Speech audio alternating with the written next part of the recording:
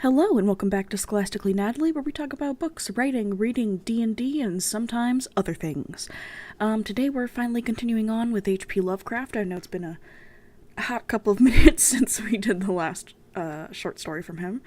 And today is a pretty short one called The Statement of Randolph Carter. Before we begin, I would like to apologize for the lateness of this video once again. I got kind of distracted by Five Nights at Freddy's newest game release, Security Breach, and I was watching that the two different channels I like to watch for horror games, which was Super Horror Bro and then GT Live, because they both offer you interesting and very different methods of conveying the game, even though we're still viewing the same content, but it's in two very different ways, and I like that. And so I was just watching all of that yesterday, and finishing wrapping some Christmas presents for D&D on Sunday, and I lost track of time, sorry guys. I've been in a weird time mood this past week anyways, and then of course I needed to, actually consume something so that I would have enough energy to record the video. It's just a mess as always. Sorry for any inadvertent sniffing I might be doing. As always, it's fall and now winter, and I am eternally stuffy. I keep meaning to take an allergy pill when I wake up, and then I keep forgetting. And the only cure is to blow my nose really hard, like, every 4 hours or so. So if I sniff, I'm sorry. I'll try not to, but sometimes it's just a real bad habit. But yes, we are reading The Statement of Randolph Carter by H.P. Lovecraft. There is, because this is the H.P. Lovecraft Great Tales of Horror compilation, there is a short kind of info little section that says, "This story, as is well known, is an almost exact transcript of a dream that Lovecraft had in December 1919, as recorded in a letter of December 11th. In the dream, however, the setting seems to be New England. In the story, Lovecraft has apparently transferred the locale to Florida, if the mentions of the Gainesville Pike and Big Cypress Swamp are any indication." Lovecraft introduces Randolph Carter in this tale. His colleague, Harley Warren, is a stand-in for Samuel Loveman, the poet and amateur journalist who figured in Lovecraft's dream. Lovecraft also introduces the element of the Forbidden Book. The story first appeared in The Vagrant in May of 1920. Sorry, I'm okay. Let's start with the actual story. "I repeat to you, gentlemen, that your inquisition is fruitless. Detain me here forever if you will, confine or execute me if you must have a victim, to propitiate the illusion you call justice, but I can say no more than I have said already. Everything that I can remember I have told with perfect candor. Nothing has been distorted or concealed, and if anything remains vague, it is only because of the dark cloud which has come over my mind, that cloud and the nebulous nature of the horrors which brought it upon me. Again, I say, I do not know what has become of Harley Warren, though I think, almost hope, that he is in peaceful oblivion, if there be anywhere so blessed a thing. It is true that I have for 5 years been his closest friend and a partial sharer of his terrible researches into the unknown. I will not deny, though my memory is uncertain and indistinct, that this witness of yours may have seen us together, as he says, on the Gainesville Pike, walking toward Big Cypress Swamp, at half past 11 on that awful night.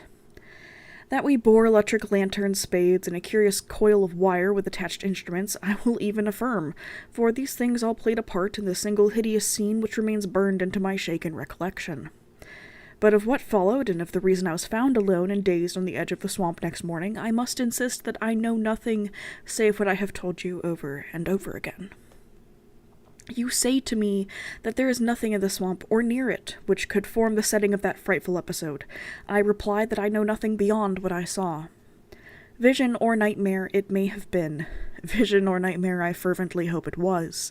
Yet it is all that my mind retains of what took place in those shocking hours after we left the sight of men. And why Harley Warren did not return, he or his shade, or some nameless thing I cannot describe, alone can tell. As I have said before, the weird studies of Harley Warren were well known to me and to some extent shared by me. Of his vast collection of strange, rare books on forbidden subjects I have read all that are written in the languages of which I am master, but these are few as compared with those in languages I cannot understand. Most, I believe, are in Arabic, and the fiend-inspired book which brought on the end, the book which he carried in his pocket out of the world, was written in characters whose like I never saw elsewhere.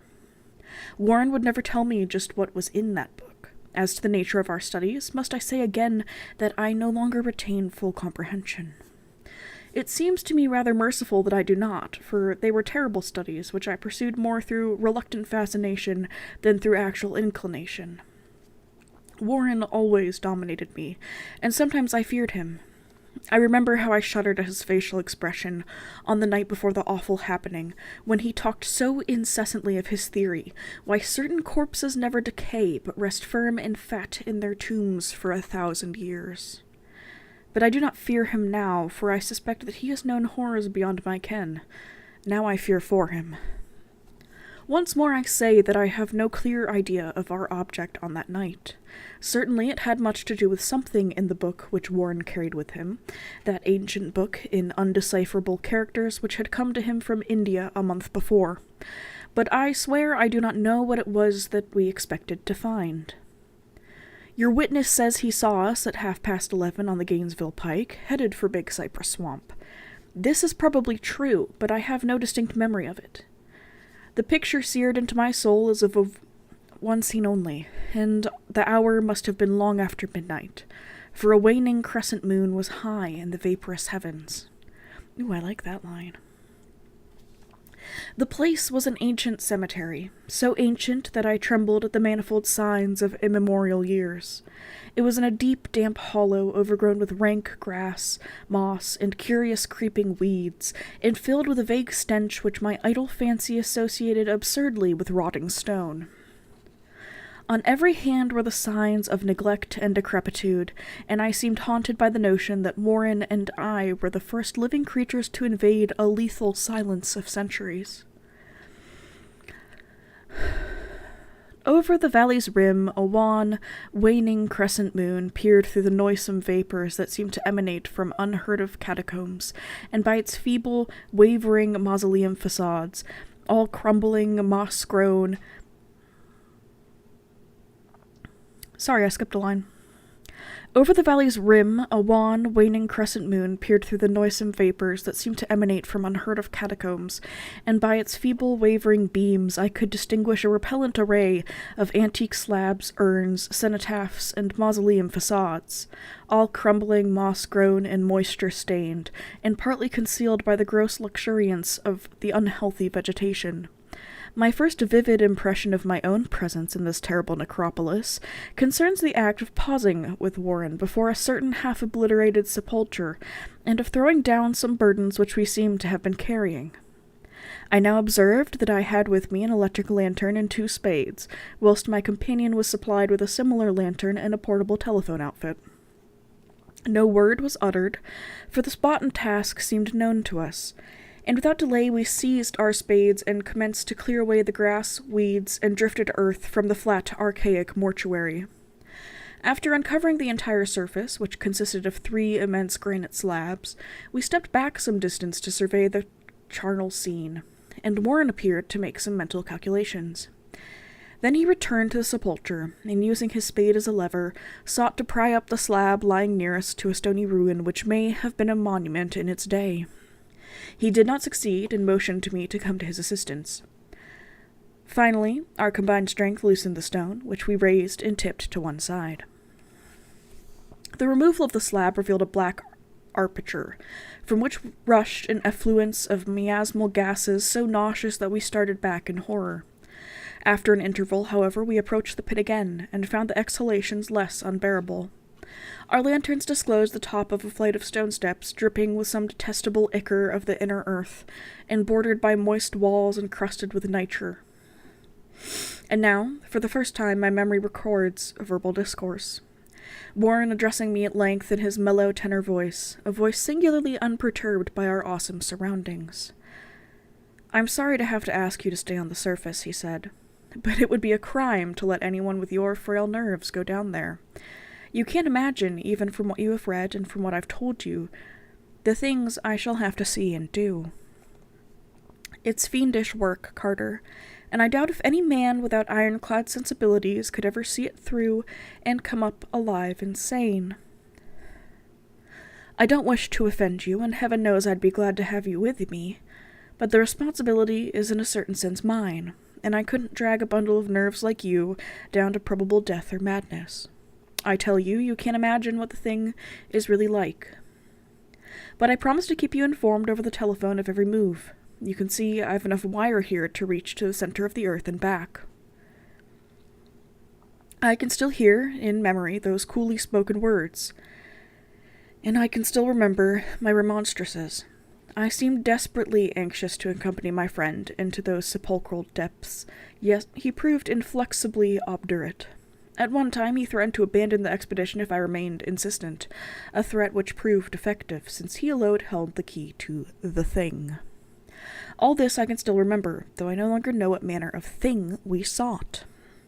After he had secured my reluctant acquiescence in his design, Warren picked up the reel of wire and adjusted the instruments. At his nod, I took one of the latter and seated myself upon an aged, discolored gravestone close by the newly uncovered aperture. Then he shook my hand, shouldered the coil of wire, and disappeared within that indescribable ossuary. For a moment I kept sight of the glow of his lantern and heard the rustle of the wire as he laid it down after him, but the glow soon disappeared abruptly, as if a turn in the stone staircase had been encountered, and the sound died away almost as quickly.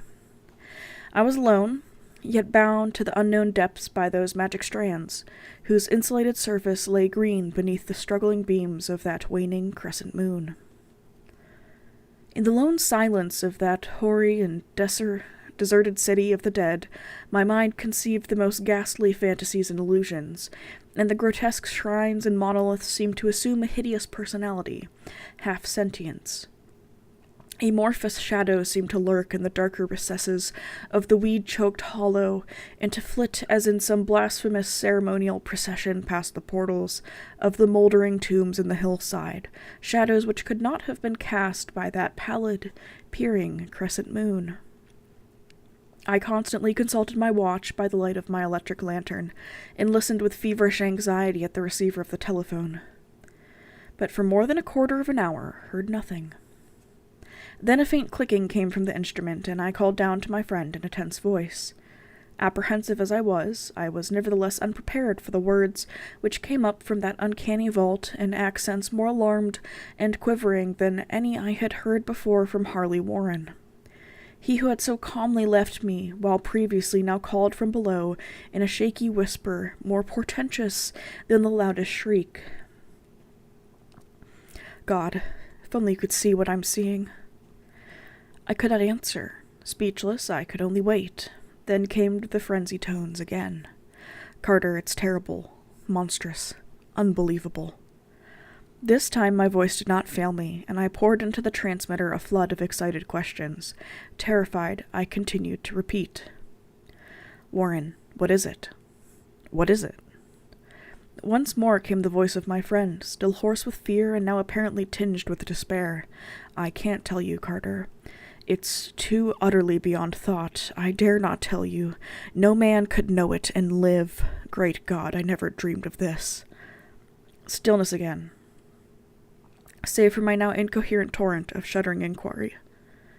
Then the voice of Warren in a pitch of wilder consternation.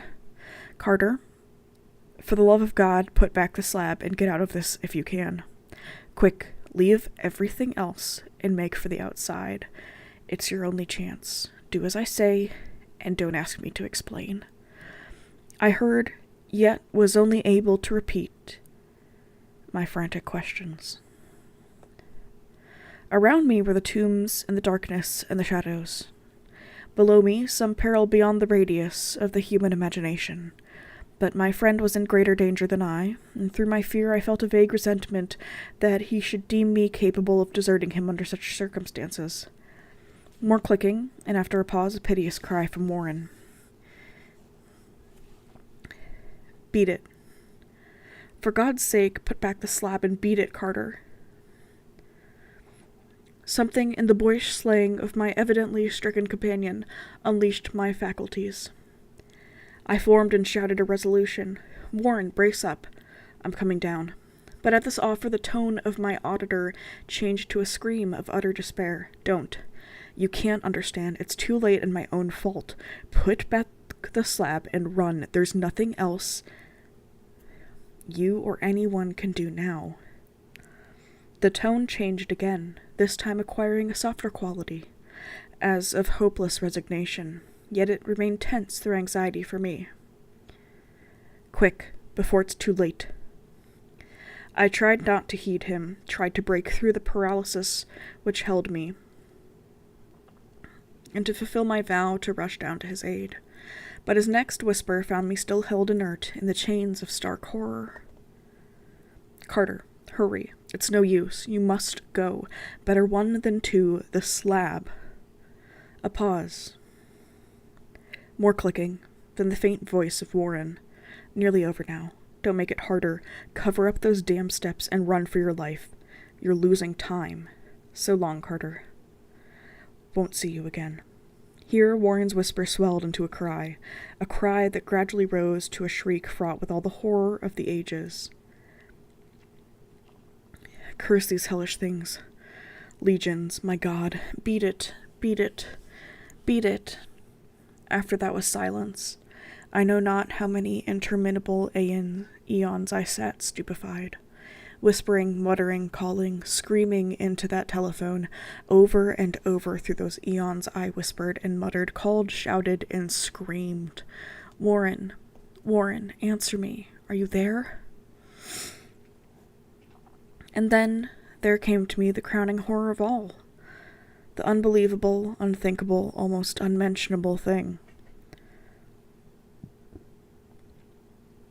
I have said that eons seemed to elapse after Warren shrieked forth his last despairing warning, and that only my own cries now broke the hideous silence. But after a while there was a further clicking in the receiver, and I strained my ears to listen. Again I called down, "Warren, are you there?" And in answer heard the thing which has brought this cloud over my mind. I do not try, gentlemen, to account for that thing, that voice, nor can I venture to describe it in detail, since the first words took away my consciousness and created a mental blank which reaches to the time of my awakening in the hospital. Shall I say that the voice was deep, hollow, gelatinous, remote, unearthly, inhuman, disembodied? What shall I say? It was the end of my experience, and is the end of my story. I heard it, and knew no more. Heard it as I sat petrified in that unknown cemetery in the hollow, amidst the crumbling stones and the falling tombs, the rank vegetation and the miasmal vapors. Heard it well up from the innermost depths of that damnable open sepulchre, as I watched amorphous, necrophagous shadows dance beneath an accursed waning moon. And this is what it said. "You fool. Warren is dead." And that is the end of the statement of Randolph Carter. Again, it is very short. It's only about 4 pages. Well, I guess 3.5, technically. But I do like this because H.P. Lovecraft, once again, puts his greatest strength, which is making things terrifying without showing them. That's definitely one of my favorite uses of horror, because I have an overactive imagination, enough so that I can't watch most horror movies or play regular horror games because I get freaked out. But when you give me something like this, I do picture a lot of stuff. But it also remains not quite real enough to make me stress out too much. And it's, I don't know, it's just lovely. And there's so many things where they show you, like, the monster, like, because I can't watch the actual movies, I watch people tell me about the movies, and, like, whenever they show me the monsters, I'm like, oh, that's underwhelming. So I do think H.P. Lovecraft is very good at making us scared of things without showing them. And even when he does show them, they're still tremendous. Like, oh no. I've forgotten what it's called. The one we just read. The one that I really like. I can't help you. Oh no.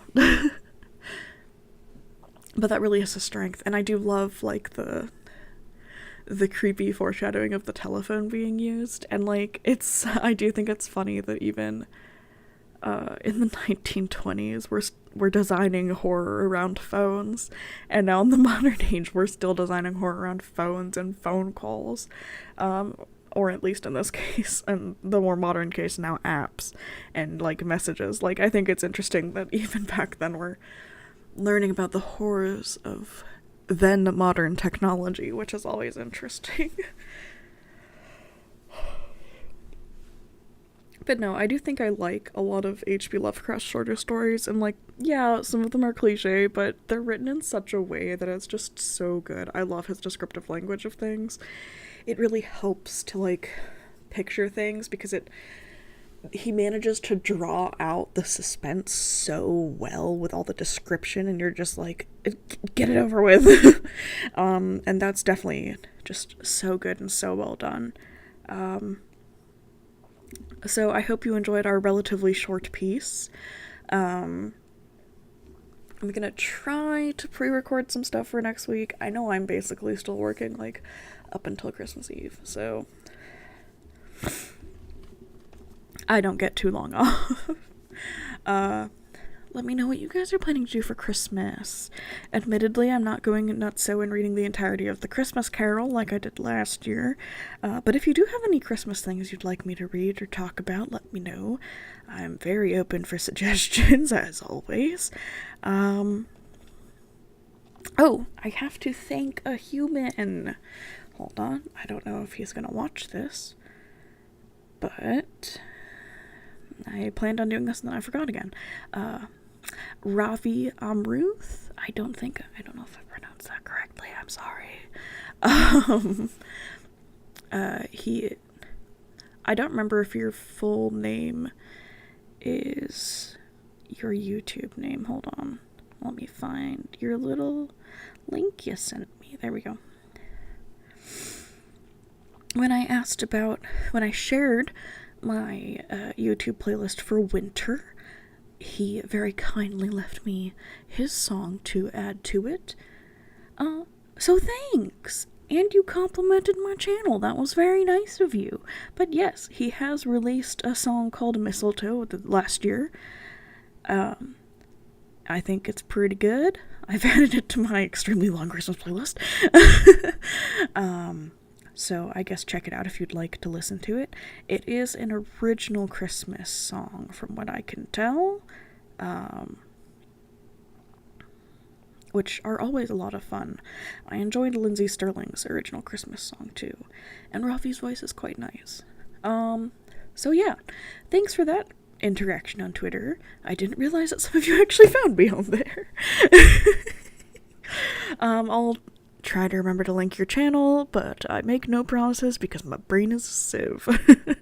I gotta wait like a couple hours before I actually can upload things, so I might forget in that time span. I apologize. But yeah, if you too would like to tell me weird things, send me random songs to add to my Christmas playlist, or just suggestions about things in general, you can find me on Twitter or leave it in a comment below. It's always lovely to see that my videos are reaching somebody. Anyways, I will see you guys in the next one. Hopefully this was good. Sorry for my extended rambling, and if I mispronounce your name, my dude.